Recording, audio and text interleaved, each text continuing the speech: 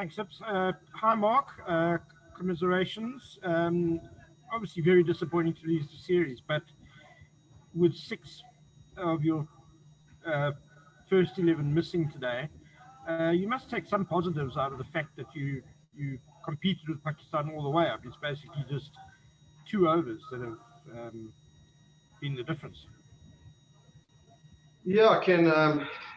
It's a tough one because I mean we want to start winning series, especially at home. We knew quite some time ago that you know, the IPL guys were going to be leaving. Unfortunately, also, you know, Rassie getting injured was another blow for us as well. Yeah, it's nice to give opportunities to a couple of the guys coming in, and a couple of them did really well. So those are definitely the positives that the guys that have come in and replaced the guys that, you know, a lot of them had very good games. But unfortunately, you know, this is not about individuals; it's about a team. And we've lost a series against Pakistan at home. So yeah, very disappointed. Fidesz? Arch, I guess things are not really going your guys' way with these injuries. I heard you chatting on TV about Temba saying that it's probably not looking too good. Could you just give us an update on Rassie, sorry, and on Temba, and just obviously you don't know everything about Temba right now, but what's it looking like for the next couple of matches? Not good. Rassie's got between a grade 1 and grade 2 quad strain, which means that he's probably out for 10 days, which was from yesterday. So it doesn't look, I mean, I'd be stupid to try and push him to play in these T20 games. He's still staying in the squad and hoping that he can have a quick turnaround. But yeah, it doesn't look likely that he's going to be able to get in the park. Temba, you know, Temba's quite a tough guy as well. So when you see him hobbling around, and it's only got worse to change him, the way he's walking, I seem to think that you know, he might have done something fairly bad, and he seems to be in quite a bit of pain as well. So it doesn't look good, unfortunately, which doesn't put us in a good position from the start of the series. But these are the cards that we've been dealt with, so we're gonna have to find a way. School.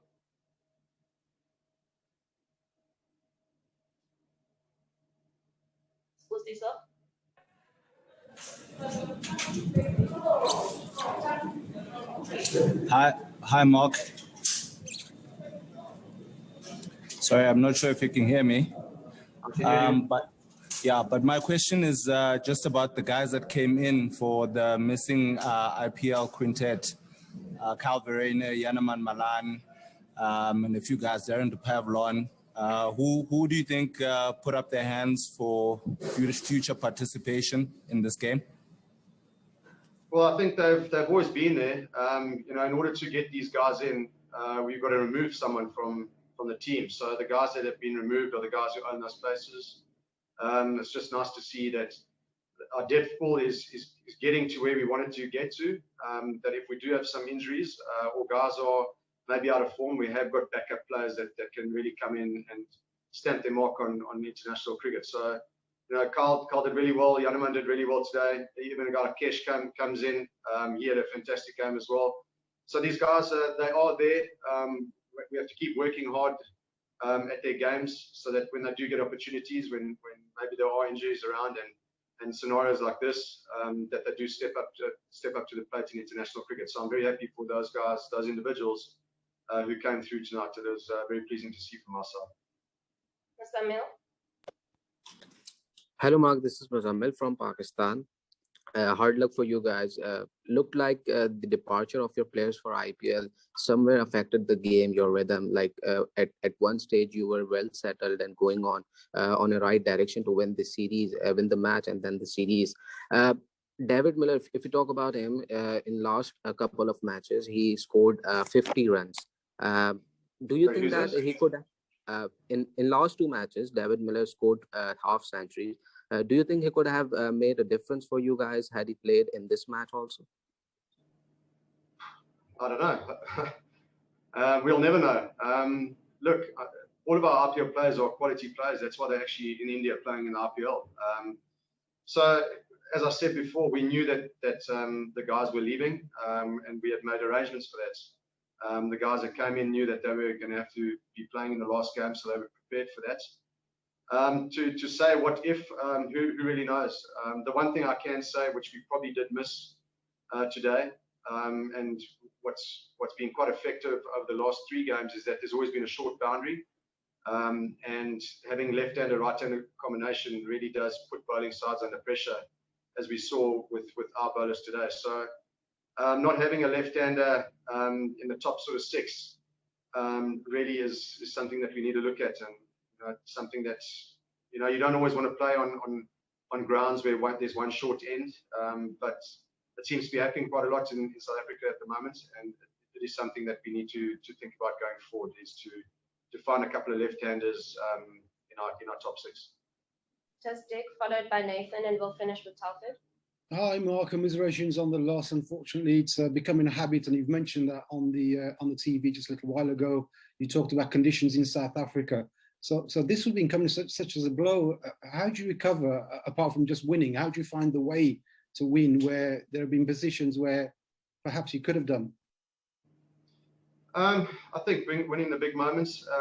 As I said, when we're not having good sort of pockets in the game, we're having a really bad. And I think that is where, today, the last 2 overs, I think it was over 40 runs scored. And if we can keep that down to 25, then we're giving ourselves a better chance to win the tight games. The other day when we lost at Supersport Park, we played probably 50% cricket, and we still had a chance of winning the game. If we had been a lot better in the field, we probably would have won that game. So it's just little things that we need to shape up on. We need to play at a higher intensity. We need to be maybe a little bit more desperate in the field, especially. Where usually we are very good, we're not that good at the moment. So a lot to work on. 1 or 2 of our senior players need to start winning games for us. I know that they're trying really hard, but that's just the way it is. Senior players need to stand up at certain times in tough conditions and pressurized moments, and unfortunately that hasn't really been happening as often as what we wanted to happen. So they're aware of it, and they'll keep trying. And very briefly, sorry, can I? Sorry to speak. Beg your pardon. Thank you. Sorry. We're just in a bit of a rush and pressed for time because of the COVID regulations. We are pressed for time after first match. We'll go with Tianis, Nathan, and then we'll finish with Telford. Mark, I just want to know what was on this little scrap of paper that Temba had, and it looked like you guys were also studying some piece of paper in the changing room. I was just wondering what was on that. Was it secrets or what was on that? It's just targets. Targets when we bat.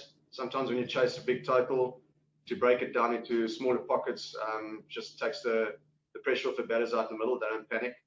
And I think the same in the bowling as well. I think we found that one of the things I've said now is that we're not playing the small pockets that well.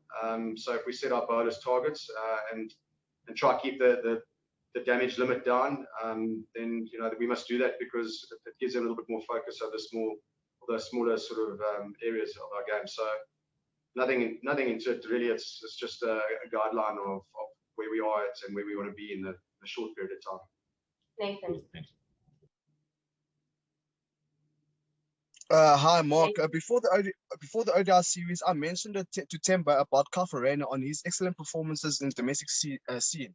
He said he was identified by you guys and will be given an opportunity, and he performed today, rightly so. Now, when is Nsanda Magala's opportunity coming? He's been excellent as well in the domestic scene. At the moment, we'd like him to play. There are fitness sort of criteria that need to be followed within our setup, and there are no grey areas around that. So we're just waiting on a fitness test. If he passes the fitness test, he'll play. Telford. How's it, Mark? Not many days before the T20 start, and of course you've got to go back to a bubble, and you've got new injuries to consider. How do you stop, the squad and everybody concerned from just going, my goodness, this is an awful situation? How do you stop the negativity creeping in? I don't think there's any negativity. I think it's a different squad. It is a young squad, so the guys are all desperate for opportunities. It's not ideal having a couple of injuries, but with injuries, opportunities open. And I know that there are quite a few very hungry guys in our T20 squad that would like to represent their country and see what it's all about at international level. So I think the energy with the youngsters there is good. Now we'll have a good debrief after tonight's game. We might have to look at keeping one or two guys over from our one-day international team.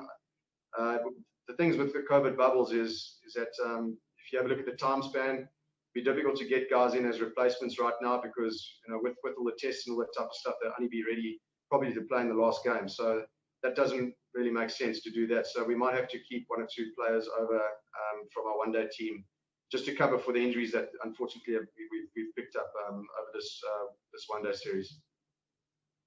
Thanks very much, everyone, for joining us. I'll be sending the